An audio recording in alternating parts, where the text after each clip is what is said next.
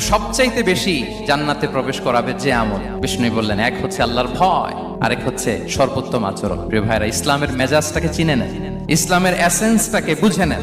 আমরা ভালো আচরণকে গুরুত্ব দিতে চাই না। অনেক নামাজি লোক দেখবেন নামাজ পড়তে পড়তে কপালে কালো দাগ ফেলে দিচ্ছে, বাসায় বউয়ের সাথে খারাপ আচরণ করে, খিটখিটে মেজাজের, প্রতিবেশীর সাথে শুধু ঝগড়া, কলিগদের সাথে ঝগড়া, মারামারি, দুঃসম্পর্ক, এরকম আছে না? নাই বলেন, আছে না? কিন্তু নামাজি, অনেক বড় হাজি, একদিনও কোরআন তেলাওয়াত মিস হয় না।